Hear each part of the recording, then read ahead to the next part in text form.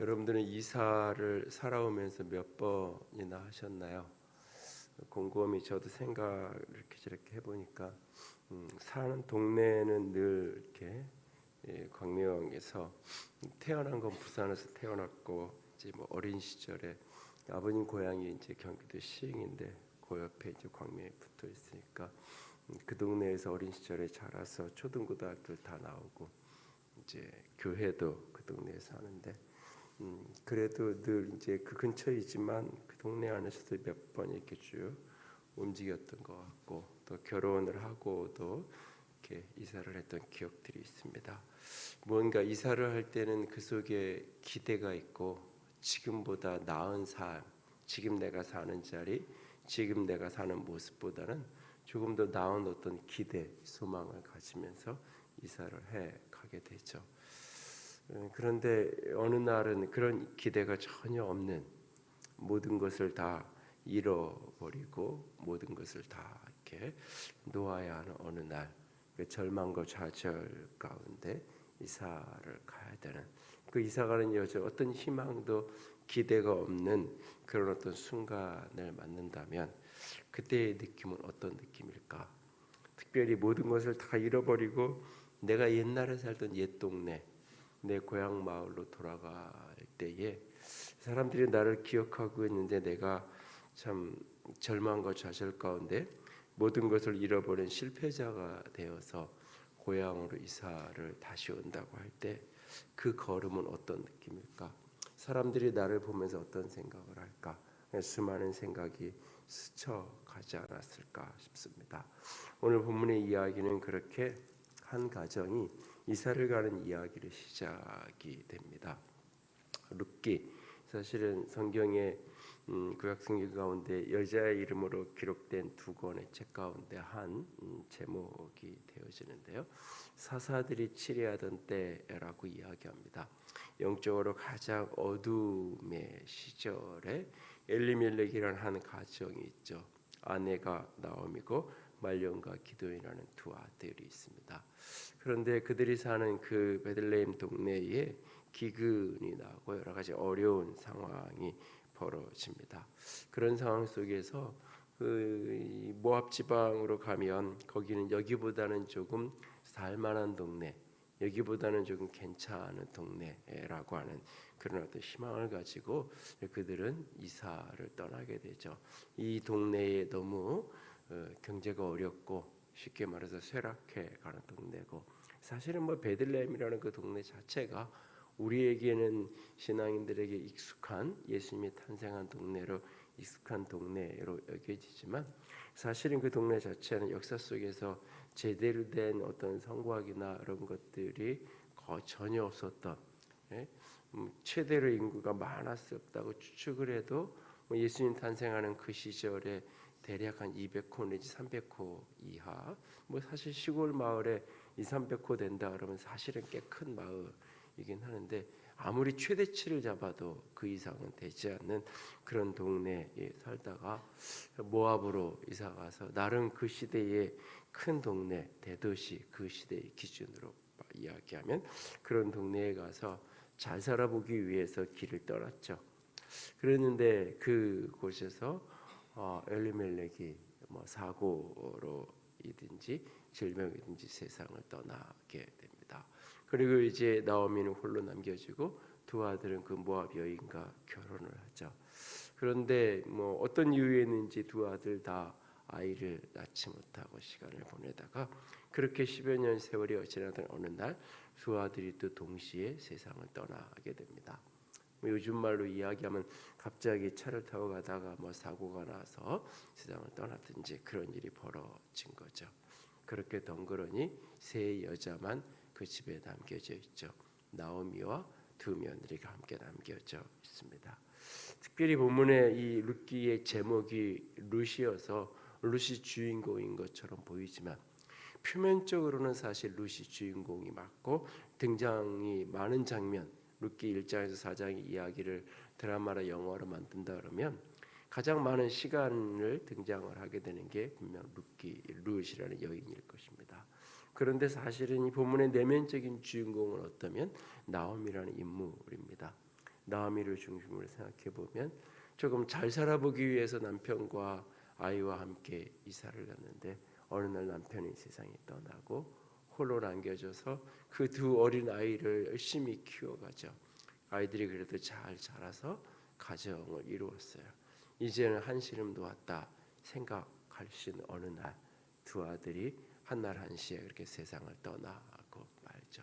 그리고 두 며느리랑 함께 남겨져 있는 나오미, 앞으로 어떻게 살아야 될지 참 생각도 많고 여러 가지 복잡한 그런 마음이 스쳐가지 않을까 않았을까 싶습니다. 그런 날 베들레헴에서부터 소식이 들립니다. 하나님께서 베들레헴의 백성들을 돌보셨고 하나님이 그 땅에 양식을 주셨다. 그 소식을 듣고는 이제 나오미가 자신의 고향 베들레헴으로 돌아갈 결심을 하게 되죠. 그렇게 베들레헴으로 돌아오는 여정, 그것이 이제 루키서 1장. 돌아오는 길에 두 며느리랑 같이 오는 과정 속에서 너희들은 친정으로 돌아가서 재혼을 해서 편안하게 살아라라고 두 며느리를 되돌려 보내는데 한 며느리는 되돌아가고 룻은 되돌아가지 않고 끝까지 따라오는 이야기. 그렇게 해서 고향 마을 베들레헴에 들어와요. 십수년이 지난 어느 날 고향으로 돌아오는데 알아보는 사람이 있죠. 뭐 몇십 호 몇백 호 안 되는 그 시골 마을. 그러니까 나오미가 오는 걸 보면 사람들이 알아보는 거예요. 그러면서 저거 나오미가 아니냐? 이 사람이 나오미냐? 라고 사람들이 부르는 거예요. 왜냐하면 이 마을을 떠나갈 때의 모습과는 너무 어울리지 않는 모습. 남편이 있었고 두 아이가 있었고 나름대로 10여 년 전이니까 젊었고 그리고 떠날 때는 그래도 나름대로 이렇게 어려운 동네 살기 힘든 그런 경제가 좀 힘든 이런 동네에서 살기 위해서 조금 좋은 동네로 대도시로 이렇게 이사를 간 거잖아요. 그러니까 나름대로 그 마을에서는 베들레헴 마을에서는 그래도 뭔가가 있는 살만한 어떤 형편의 사람이었을 것으로 추측이 되는데 그렇게 해서 떠나갔던 나오미. 그런데 덩그러니 남편도 없고 아들도 없고 그냥 며느리 한 사람하고 같이 젊은 며느리와 둘이 그렇게 나이 들어서 고향으로 데려오는 그 모습을 보면서 의아해하면서 이 여자가 나오미 맞아? 이 사람이 나오미 맞아? 사람들이 이야기하죠. 그때 나오미는 이야기를 합니다. 나를 나오미라고 부르지 말아라. 나를 마라라고 부르라 라고 이야기합니다. 나오미라는 표현을 우리말로 바꾸면 저희 세대 정도의 분들에게 웬만한 교회에 가면은 한 명 정도는 그런 이름이 있는데 이 교회도 있나 모르겠는데 희자 이름을 희자라고 쓰는 옛날에 끝에 자자 돌림을 해가지고 그런 이름이 많잖아요. 아마 나오미라는 이름 그 뜻이 희자예요. 기쁠 희자를 써서 그러니까 기쁘고 즐겁고 풍성하고 그런 의미의 뜻이 나오미라는 이름이에요. 일평생 기쁘고 웃을 일 많은 그런 인생 살아라. 어쩌면 그렇게 부모가 이름을 지어준 거죠. 근데 내 인생은 그렇잖아요. 기쁠 일 하나도 없고 웃을 일 하나도 없고 너무너무나 쓰디쓴 고통만 내게 남아있는 거예요. 그래서 나를 나오미라고 희자라고 부르지 말아라. 나를 이렇게 마라라고 불러라 라고 이야기해요. 마라라 뭐 그렇게 이름을 지을 일은 없겠지만 지어본다 그러면 고생 거자를 써서 나를 희자라고 부르지 말고 나를 고자라고 불러 뭐 이런 식의 정도 이야기 마라 쓰다 고통이다 괴롭다 이런 의미의 뜻이에요. 나를 마라라고 불러라 라고 이야기합니다. 그러면서 하는 말이 전능자가 나를 괴롭게 하셨다. 내가 여기를 떠날 때는 풍족하게 떠났는데 내가 빈손이 되어 돌아오게 하셨다. 여호와께서 나를 징벌하셨고 전능자가 나를 괴롭게 하셨다. 그런데 어떻게 너희들이 나를 나오미라고 부르냐?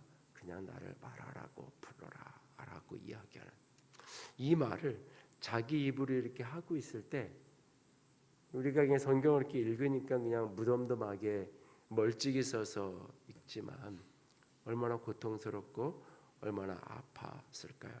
남편을 먼저 보내고 두 아들을 보내고 빈손이 되어 빈털터리가 되어 고향 마을로 돌아오고, 개인적으로도 나이가 들어서 늙어져서 더 이상 힘을 쓸 수 없는 나이가 되어서 고향 마을로 돌아왔을 때, 이곳 말고는 사실 어쩌면 돌아오고 싶지 않았을런지도 몰라요. 다른 곳에 갈 곳이 없었던 한 여인, 하나님이 나를 괴롭게 하셨다고 고백하고 있는 이 여인. 그런데 룻기서가 끝나는 룻기서 4장을 가보면 이 고통하고 괴로워하던 이 나오미가 아이를 안고 있죠.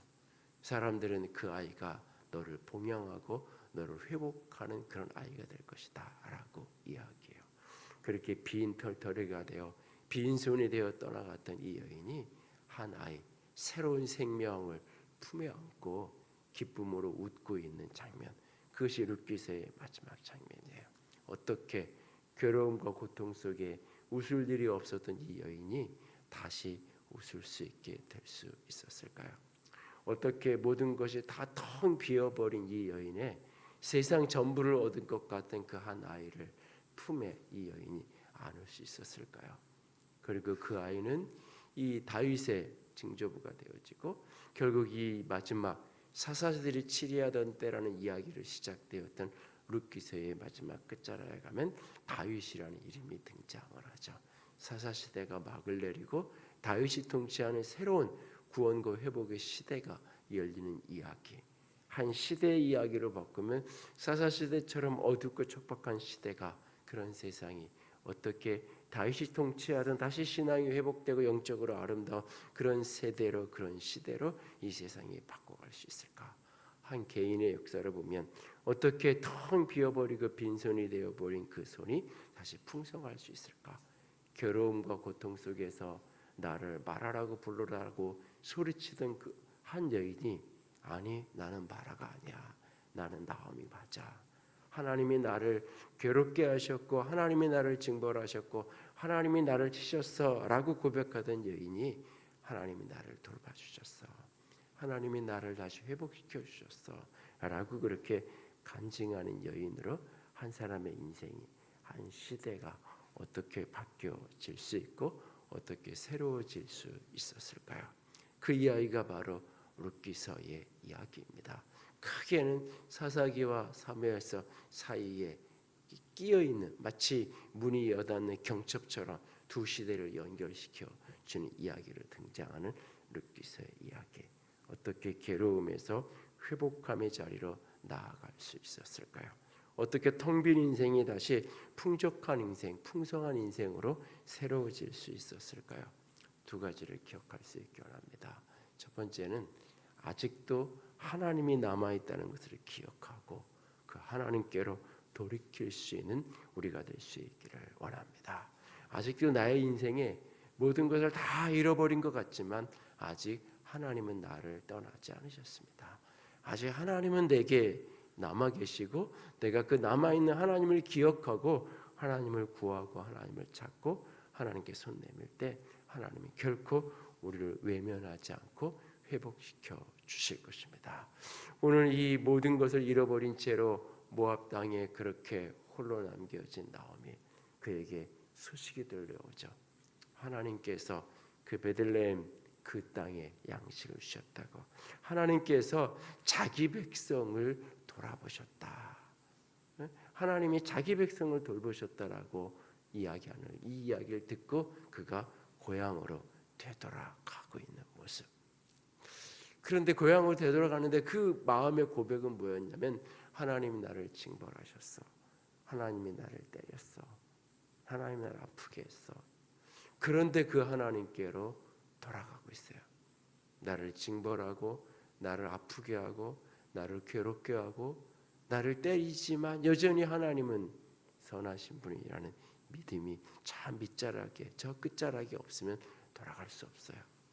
신앙인들이 고난을 당하면, 그 육체적인 질병이든지 경제적인 어려움이든지 신앙인이 어려움을 당하면 믿지 않는 사람들이 당한 어려움보다 훨씬 더 빠져나오는 게 어려울 때가 있어요.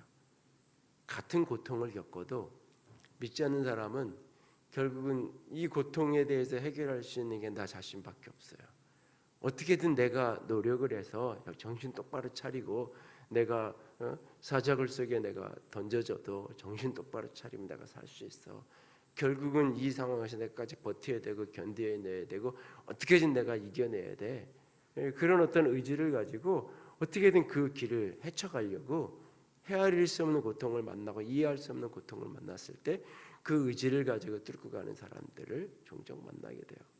그런데 때로 그리스도인은 고난 자체가 힘든 것 저 너머에 하나님이 살아계신데 왜 하나님은 나를 돕지 않으실까? 하나님은 왜 나를 이렇게 자꾸 힘들게 하는 것일까? 그리고 그 너머에 하나님은 진짜 계신 걸까? 하나님은 진짜 나에게 관심이 있는 걸까?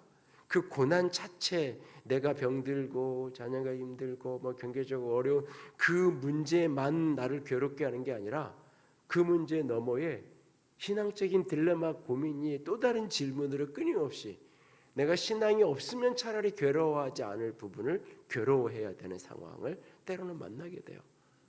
우리는 막연한 기대가 있어요. 내가 신앙생활 열심히 하면 내 삶의 모든 것이 평안할 것이라는 그런 기대와 소원이 우리에게 있어요. 그리고 그 기대와 소원이 결코 잘못된 거거나 뭐 어리석거나 악한 것도 아니에요. 그런데 예기치 못한 어려움을 당하고 위기를 만나면 그 고난 자체가 힘든 것뿐만 아니라 그것도 힘든데 너무 병들어서 병실에 누워있는 것도 힘든데 하나님도 어려운 거예요.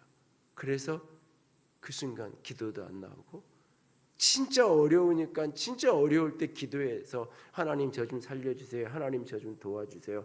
해야 되는 거 머리로는 알겠는데 입에서 기도가 안 떨어지고 예배당으로 나가는 걸음이 너무 무겁고 힘든 그런 상황.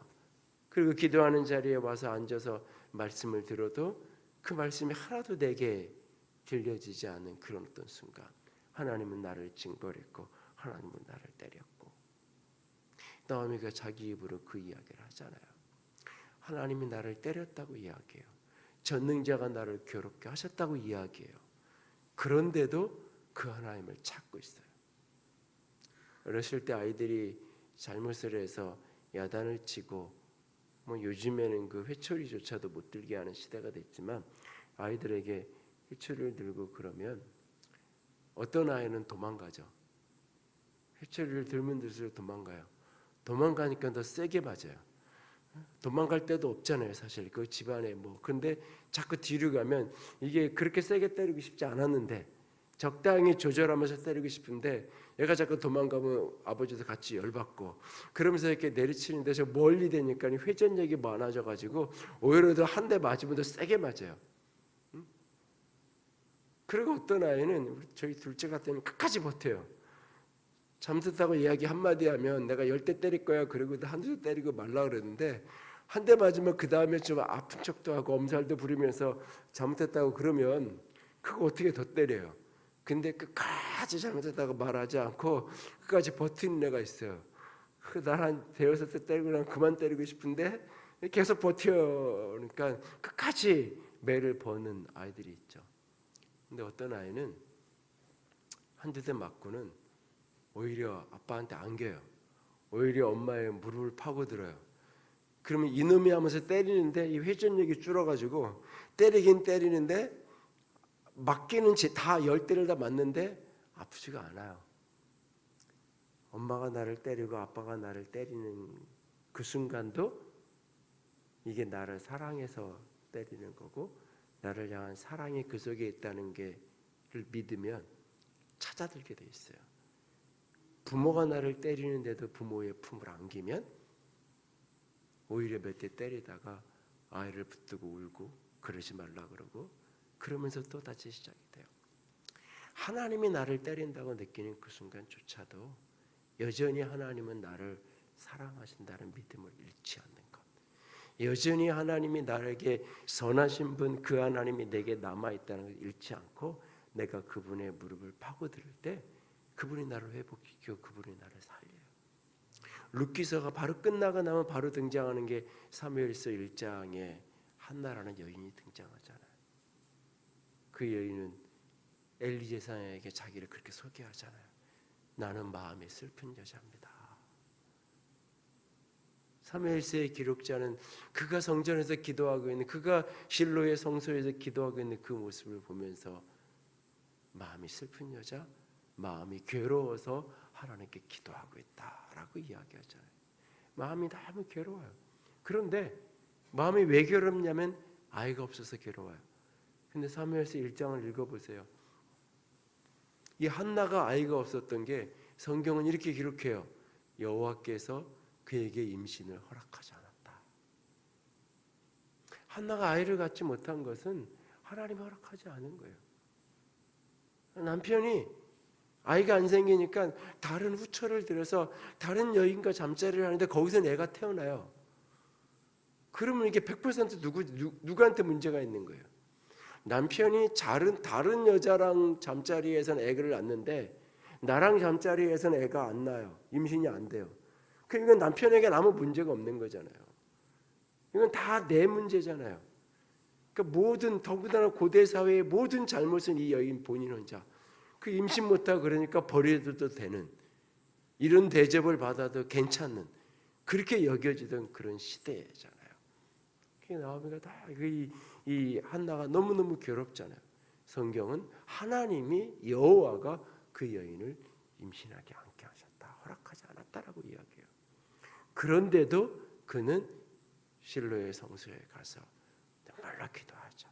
그 슬픈 마음을 가지고 하나님을 찾잖아요. 내게 괴로움이 있고 아픔이 있을 때 때로는 신앙조차도 회의가 찾아오는, 하나님은 나를 외면한 것 같고 하나님은 나에게 아무런 관심이 없는 것 같이 여겨지는, 그렇게 내 마음이 황량하고 황폐해져가는 그 순간조차도 하나님은 거기에 계십니다. 하나님이 여전히 내 삶에 살아계십니다. 여전히 하나님은 나를 놓지 않고 계십니다. 여전히 내게 하나님이 남아있다는 사실을 기억하시고 그 하나님을 찾고 그 하나님의 무릎을 파고들 수 있는 저와 여러분이 될 수 있기를 원합니다. 그가 우리를 회복시켜 가실 것입니다. 그리고 두 번째 또 하나는 아직도 남아있는 그것을 사랑하십시오. 여전히 남아있는 사람, 내 곁에 누군가 남은 것이 있다면 남은 그 사람을 사랑하고 귀하게 여기십시오. 여전히 남아있는 내게 작은 체력이라도 작은 건강이라도 남아있다면 여전히 남아있는 자기 자신을 존중히 여기고 남아있는 그것을 집중하십시오. 우리는 자꾸 잃어버린 것을 후회하고 잃어버린 것을 안타까워하고 잃어버린 것에 대해서 미련을 버리지 못해요. 그때 그러지 말았어야 되는데, 여러분이 나오미라면 어떤 생각을 했을까요?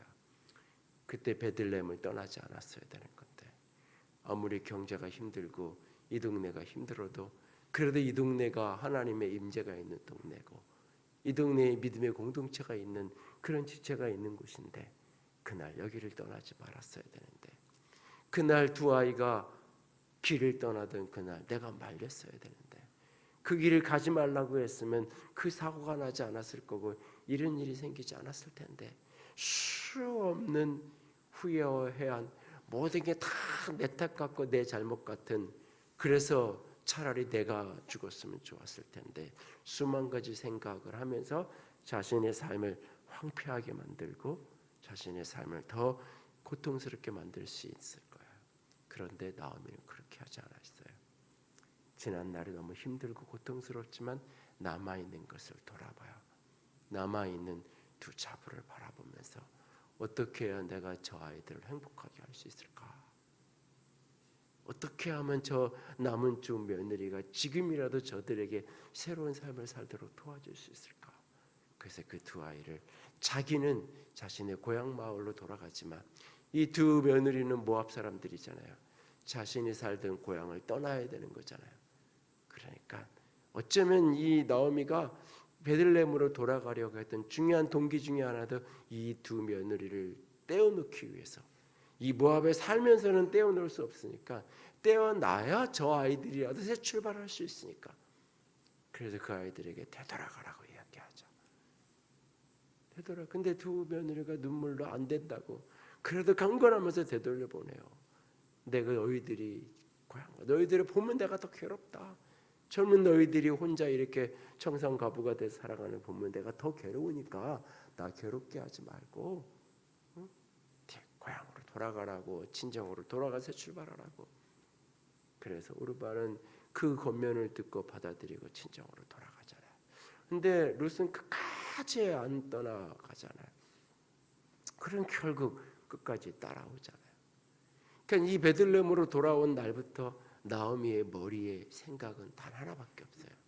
어떻게 하면 이 룻을 조금 더 잘 살게 도와줄 수 있을까? 어떻게 하면 이 며느리를 새로운 출발을 해서 살아갈 수 있도록 이 아이를 위해서 내가 할 수 있는 게 뭐가 있을까? 나오미는 그 고민을 하는 거예요. 반면에 룻도 마찬가지예요. 그 고민을 하는 거예요. 어떻게 하면 내가 우리 시어머니를 잘 돌볼 수 있을까? 섬길 수 있을까? 어떻게 하면 어머니를 내가 잘 위할 수 있을까? 그냥 남아있는 것이 둘밖에 없잖아요. 남아있는 둘이 서로를 생각하는 거예요. 나를 위해서 상대방을 이용하는 게 아니라, 그러니까 시어머니를 잘 봉양하는 며느리를 찾는 게 아니라 어떻게 하면 내가 도와줄 수 있을까? 어떻게 하면 나에게 배경이 되고 나에게 힘이 되는 그런 시어머니 내 곁에 있어 내가 성공해 봐야지. 나 몰래 남겨놓은 재산 있을까? 저건 내가 잘해서 내가 나중에 내 거 만들어야지. 그런 마음이 아니라 어떻게든 내가 조금 더 섬길 수 있을까? 그 마음에 이삭 줍기를 룻이 나가서 하는 거잖아요. 이삭 줍기를. 당시 사회에서는 남편이 없고 아버지가 없고 아들이 없으면 여자는 형사소추권이 없어요. 어떤 일을 당하고 어떤 대접을 받아도 가서 뭐 재판은 두 번째고 신고조차가 불가능해요. 내가 이런 억울한 일 당했다고. 더군다나 이방 여인, 젊은 여인 와서 이삭 줍기 하고 있을 때 어떤 사람이, 어떤 남자들이 그를 데려다 겁탈하고 그냥 해도 오히려 그게 나에게 은혜를 베푼 사건이 되는 거예요. 사실은. 왜? 내가 배경이 아무도 없는데 나를 이렇게 나를 걷어줘서 오히려 나를 보호해주는 울타리가 될 수 있다. 내 선택과 의지랑 아무 상관없이. 그럴 수 있는 시대예요. 그래서 그걸 바라보면서 보아스가 자기 종들에게 이 룻을 건드리지 말라고. 그리고 룻 너 다른 밭에 가지 말고 우리 밭에서 그냥 이삭 줍게 하라고. 왜? 다른 데 가면 이 젊은 아이가 어떤 위험한 일을 당할지 뻔히 예측이 되니까 가지 말라고. 자기 집에서 이르는 종들에게는 이 젊은 아이의 손끝 하나 대지 말라고. 이 아이가 하나님의 은혜를 얻기 위해서 이 동네로 왔고 그런 소문이 나는 거잖아요. 하나님의 은혜를 구하기 위해서 그가 왔고 어떻게 그가 죽은 남편과 이 모든 것을 선대하고 시어머니를 섬기기 위해서 왔는지 그 베들레헴 사람들이 아는 거예요. 그 이야기를 소식을 소문으로 전해 들은 보아스가 이 여인을, 이 젊은 딸 같은 아이를 보호하고 싶은 거죠. 그래서 그렇게 지켜주는 거예요. 그런 위험한 자리에 그가 나가는데 이유는 단 하나예요. 어머니를 어떻게든 섬겨주고 싶은 거예요. 그렇게 돌아갔다 오니까 그 다음에는 또 나오미는 어떻게 할 건지 생각하면서 룻을 어떻게든 다시 그 보아스가 기업물을 짜가 되니까 어떻게든 그랑 잘 연결시켜서 우리 며느리를 새 출발하게 해줄 수 있을까? 그 고민을 하고 생각을 하면서 그 문제를 풀어가는 이야기가 이 룻기서의 이야기잖아요. 사람이 어려우면 어려울수록 자기밖에 안 보여요. 그래서 곳간에서 인신 난다고 이야기하는 거잖아요. 그 말이 참 듣기 싫은 말인데도 맞는 이야기인 건 어찌해요? 내가 여유도 있고 내가 편안해야, 내 몸이 건강하고 평안해야 다른 사람도 내가 돕지. 내가 몸이 아프고 내가 힘들면 누구 이렇게 돕고 해야 되는 거 알겠는데 잘 안 되잖아요. 내가 경제적으로 힘들고 어려우면 교회에서 무슨 일 한다, 뭐 아이들이 수련회 간다 그러면 아이들 가서 뭐 간식이라도 사주라고 내가 목사님한테 뭐라도 주고 그 부서 교사한테도 뭐라도 해주고 싶은 마음이 있는데 내 주머니가 텅텅 비어있고 힘들면 마음을 써서 내가 마음대로 못하잖아요.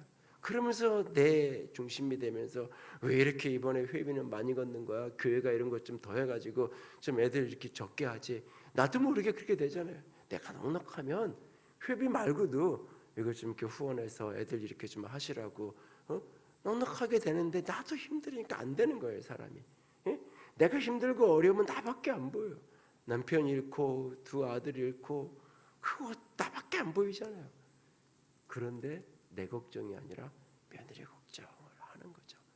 힘들면 힘들수록 남아있는 것을 더 사랑하고 그를 어떻게 내가 도울 수 있을까? 그에게 내가 어떻게 은혜를 베풀고 선을 베풀 수 있을까? 고민하시려면 잃어버린 것에 대해서 후회하는 것이 아니라 남아있는 것에 집중하며 남아있는 그들을 사랑하는 거예요. 다윗의 이야기를 읽어보면 다윗이 범죄하잖아요. 나단 선지자를 통해서 그 범죄의 과정 속에서 태어난 그 아이의 죽음을 말씀하시잖아요. 아이가 병들잖아요. 시름시름 앓잖아요. 그 아이가 앓는 동안 통곡하면서 하나님께 도움을 구하잖아요. 식음을 전폐하고 하나님께 기도하면서 이 아이 좀 살려달라고, 이 아이가 숨이 붙어있는 날 동안은 처절하게 하나님께 기도하잖아요. 아이가 세상을 떠났잖아요. 그 이야기를 도저히 다윗에게 말해서 너무너무 슬퍼하면서 기도하니까 밑에 있는 부하들이 소식을 전하지 못하잖아요. 눈치를 보니까 알겠는 거잖아요. 확인해 보니까 그 아이가 세상을 떠난 게 맞아요. 그랬더니 얼굴 씻고 밥 차려 오라 그래가지고 밥 먹잖아요. 옆에 있는 사람들이, 신하들이 의아하잖아요. 애가 살아있을 때는 식음을 전폐하고 통곡하며 금식하며 기도하더니 애가 죽었다는데 뭐 어떻게 저렇게 씻고 밥 먹고 저럴 수 있을까? 저게 제정신인가 사람인가 싶어서 의아해하잖아요. 그때 다윗이 이야기하잖아요. 그가 살아있을 때는 혹시 하나님이 뜻을 돌이켜서, 혹시 하나님이 내가 잘못한 죄의 결과로 이런 일이 벌어졌지만 혹시 하나님의 은혜를 베풀어서 그 아이를 살려주신 기회가 있으니까 내가 그렇게 하나님께 기도했던 거고, 이제는 더 이상 기회가 사라졌잖아요. 내가 죽어서 그 아이의 있는 곳을 갈 수는 있어도 그 아이가 살아서 올 수는 없잖아요. 그러니까 나는 이제 남은 것에 집중해야죠. 내가 정신 차리고 남은 삶을 살아야죠. 그리고 나보다 더 고통스러울 한 여인이 있잖아요. 한 여인, 우리아의 아내라고 성경에서 기록하는 바세바라고 불리는 그 여인. 바세바의 입장을 생각하면 어느 날 권력자에 의해서 짓밟혀지고 너무너무나 자신에게 사랑하고 신실했던 남편 우리아가 전쟁터에 함정에 빠져 세상을 떠나고, 부정한 관계에서 임신했지만 내 아이잖아요. 모성과 부성은 차원이 다르잖아요. 나와 아이가 하나였던, 원치 않는 임신이었지만 내 태중에서 10개월을 품었던 아이잖아요. 생명을 거는 산고를 치르면서 세상에 태어난 아이잖아요. 부성과 모성은 차원이 다른 고통이잖아요. 그런데 그 아이에게 세상을 떠났잖아요. 그 우리아의 아내 바세바의 고통이 어떤 고통이겠어요? 그 바세바에게 남은 사람은 아무도 없어요. 남은 사람 아무도 없어요. 다윗은 다른 부인들도 있어요. 다윗은 다른 부인들에게서 낳은 다른 아들들이 있어요. 여전히 그는 최고 권력자예요. 우리아의 아내 바세바에게 남은 게 아무것도 없어요. 남편도 자식도 명예도 아무것도 없어요. 남은 건 딱 하나, 다윗밖에 없는 거예요. 다윗이 그 여인을 버리면 그것으로 그냥 끝이에요. 다윗은 그 여인을 버리지 않아요. 그 여인을 버리지 않고 그를 품에 안죠. 그때 하나님께서 솔로몬을 주시면서 솔로몬의 또 다른 이름 여디디야, 하나님이 여전히 너를 사랑한다, 여호와께서 여전히 나를 사랑하신다는 그런 별칭을 가진 솔로몬 아들을 하나님이 주시잖아요.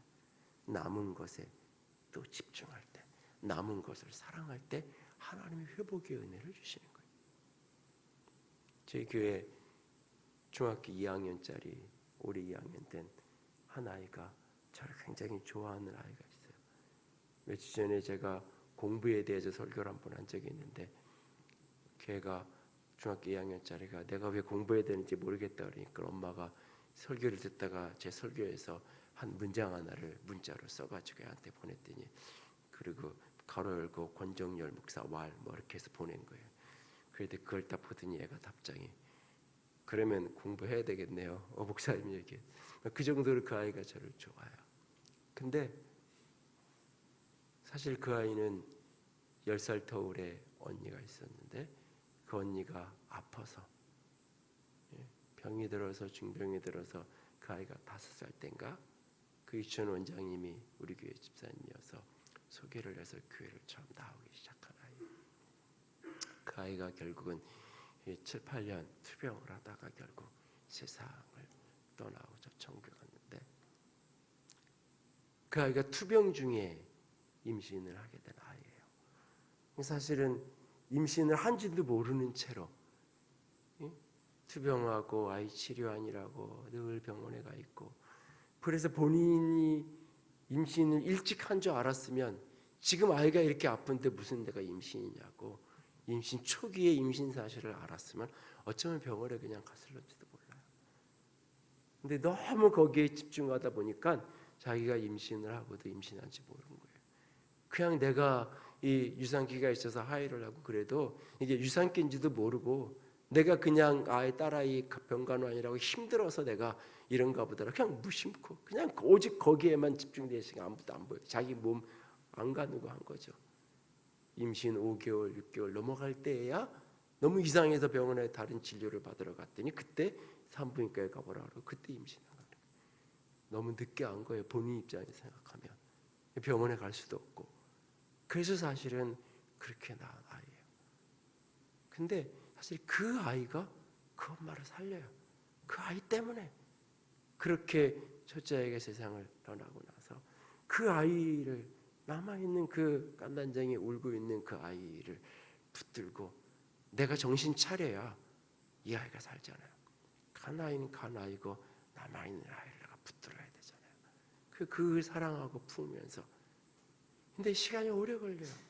최근에야 지난해 같이 저랑 제자훈련 했는데, 제자훈련하고 자기 삶을 나누는데 나에게는 아이가 둘이 있었고 한 아이는 먼저 갔다, 이 얘기를 못하는 거예요. 저는 알지만, 오랫동안 같이 신앙생활했던 분들은 알지만, 그 일이 있고 이후에 교회에 등록하고 이런 분들은 모르죠. 그냥 잘 안 해요. 그냥 본인은 언뜻 아이가 둘이라고 얘기하는 사람들은 아이가 하나인데 그냥 기다려줬어요. 연말쯤 돼서 어떤 이야기를 하다가 자신이 그 얘기를 하면서 통곡을 하면서 울어요.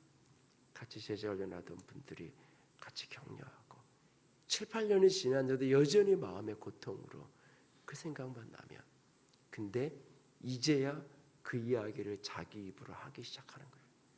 그냥 그때 같이 신앙생활해서 아는 게 아니라, 내게 큰 딸아이가 있었는데 먼저 천국 갔어요.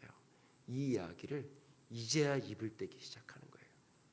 그만큼 때로 자식을 앞서 보내는 게 힘든 거잖아요. 그 이야기를 하는 것조차가. 그런데 그 고통의 시간을 보내지만 여전히 하나님이 내게 남아있다는 믿음을 잃어버리지 않았고, 여전히 남아있는 그 아이를 사랑하고, 그래서 이제는 그 아이 때문에 힘을 얻는 거죠. 그 딸아이 때문에. 지금도 얘기해요. 며칠 전에도 같이 이야기를 나누는데, 만약에 자기가 일찍 알았으면 자기는 이 아이를 낳지 않았을 거라고. 늦게 알았기 때문에 이 아이가 태어난 거고, 이 아이는 기적 같은 아이라고. 그리고 이 아이 때문에 내가 오늘 살고, 이 아이 때문에 가정을 유지되고, 그 모든 것이 내 탓 같고 모든 것이 남편 탓 같고, 그러다 보면 같이 있으면 우울하고 힘들고, 그러다 결국 부부관계까지 깨지고 금이 가는 경우가 얼마나 많아요. 잃어버린 건 잃어버린 것, 잃어버려서도 아픈데 잃어버린 것에 계속 집중하고 있으면, 지나가버린 시간에 계속 집착하면 오늘을 살 수 없어요. 그리고 오늘을 또 지옥을 만들어버릴 수밖에 없어요. 내게 남아있는 그거를 사랑할 수 있기를 원합니다. 10사람을 잃어버렸어도 한 사람이 남아있으면 남아있는 그것에 집중하고 그를 품어낼 수 있기를 원합니다. 룻기서를 읽어가 보시면 인애, 사랑, 선대 이런 표현들이 계속 나와요. 히브리어로 헤세드, 자비라고 하는 단어예요. 끊임없이 고통 중에 있지만 선대하는 거예요. 고통 중에 있지만 내 고통에 몰입되는 게 아니라 다른 사람의 고통을 돌아보고 다른 사람의 아픔을 품어내는 거예요. 그럴 때 그 속에 회복이 있는 거예요.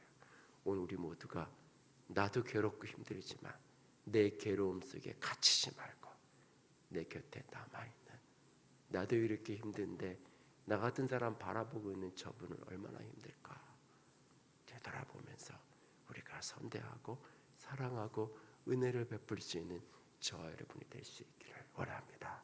그 속에 하나님이 회복을 주실 거예요.